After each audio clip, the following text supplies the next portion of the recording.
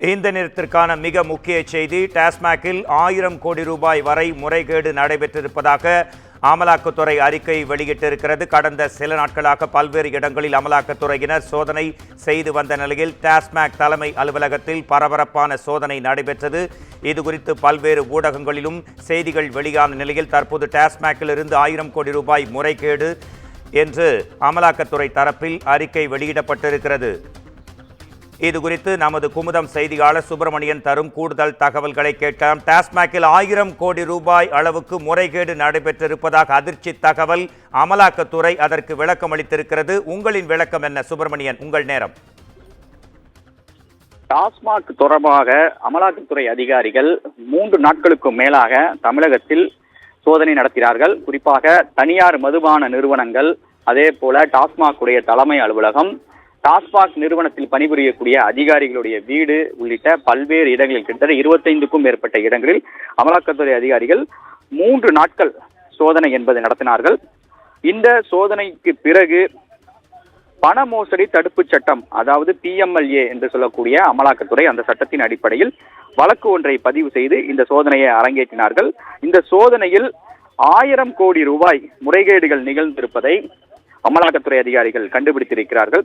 குறிப்பாக டாஸ்மாக் அலுவலகங்களில் நடந்த சோதனையின் போதுதான் டிரான்ஸ்பர், அதாவது டாஸ்மாக் அதிகாரிகளுடைய இடமாற்றம் தொடர்பாக பணம் வாங்கப்பட்டு அதில் முறைகேடு நிகழ்ந்திருப்பதாகவும், டிரான்ஸ்போர்ட் டெண்டர் விடுவதில், அதாவது தனியார் நிறுவனத்திலிருந்து அந்த மது பாட்டில்களை குடோனுக்கு கொண்டு செல்லும் போது அதற்கான டெண்டர் ஒன்று விடப்படும், அந்த டெண்டரில் முறைகேடு, பார் லைசன்ஸ் டெண்டர்ல முறைகேடு, தனியார் நிறுவனங்களுக்கு சாதகமாக, அதாவது மதுபானங்கள் தயாரிக்கக்கூடிய தனியார் நிறுவனங்களுக்கு சாதகமாக டெண்டர்கள் விடப்பட்டிருப்பதாகவும், கூடுதல் கட்டணமாக ஒரு பாட்டிலுக்கு, மது பாட்டிலுக்கு 10 ரூபாயிலிருந்து 30 ரூபாய் வரை கூடுதல் கட்டணமாக வசூலிக்கப்பட்டிருப்பதை அமலாக்கத்துறை சோதனையில் கண்டுபிடித்திருக்கிறார்கள். அது மட்டுமல்லாமல் முக்கியமாக டாஸ்மாக் நிறுவனம் இந்த டிரான்ஸ்போர்ட் டெண்டர் விடுவதில், குறிப்பாக அதில் மட்டுமே கிட்டத்தட்ட 100 கோடி ரூபாய் முறைகேடு நிகழ்ந்திருப்பதாக அமலாக்கத்துறை அதிகாரிகள் கண்டுபிடித்திருக்கிறார்கள்.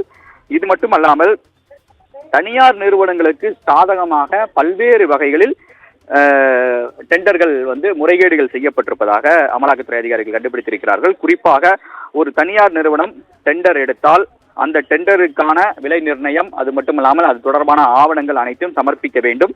ஆனால் அவர்களுக்கு ஏற்றபடி வசதியை ஏற்படுத்தி கொடுத்திருப்பது மட்டுமல்லாமல் ஒரு டிடி கூட, அதாவது பணம் செலுத்துவதற்கான ஒரு டிடியை கூட பெறாமல் அவர்களுக்கான சலுகைகளை முறைகேடாக டாஸ்மாக் நிறுவனம் வழங்கி இருப்பதாக அமலாக்கத்துறையுடைய செய்தி குறிப்பில் தெரிவித்திருக்கிறது.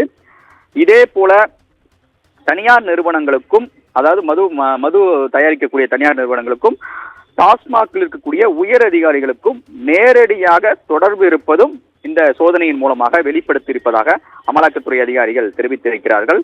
தேவையற்ற வகையில் பல்வேறு வகைகளில் அந்த நிறுவனங்களுக்கு சலுகைகள் வழங்கப்பட்டிருப்பதை கண்டுபிடித்திருப்பதாக அமலாக்கத்துறை அதிகாரிகள் தெரிவித்திருக்கிறார்கள். இது மட்டுமல்லாமல் இந்த சோதனையில் கணக்கில் வராத பணம் எவ்வளவு என்ற கணக்கில் வராத பணம் இருப்பதாக அமலாக்கத்துறை அதிகாரிகள் தரப்பில் சொல்லப்படுகிறது. கிட்டத்தட்ட 3 நாட்களாக அமலாக்கத்துறை அதிகாரிகள் இந்த சோதனையை நிகழ்த்தினார்கள். CRPF வீரர்கள் உதவியோடு இந்த சோதனை என்பது நிகழ்த்தப்பட்டிருந்தது. இந்த சோதனையின் போதுதான் பல்வேறு ஆவணங்கள், முறைகேடு தொடர்பான பல்வேறு ஆவணங்கள் கைப்பற்றப்பட்டிருக்கிறது.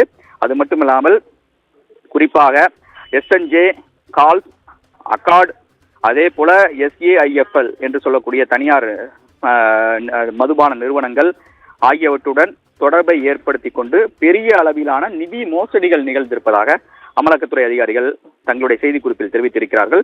கணக்கில் காட்டப்படாத பண பரிவர்த்தனை, முறைகேடாக பணம் கைமாறுதல், அது மட்டுமல்லாமல் 1000 கோடி ரூபாய்க்கு மேல் கணக்கில் காட்டப்படாத ரொக்கம் பரிமாறப்பட்டிருப்பதாக இந்த சோதனையில் கண்டுபிடிக்கப்பட்டிருப்பதாக அமலாக்கத்துறை அதிகாரிகள் தெரிவித்திருக்கிறார்கள்.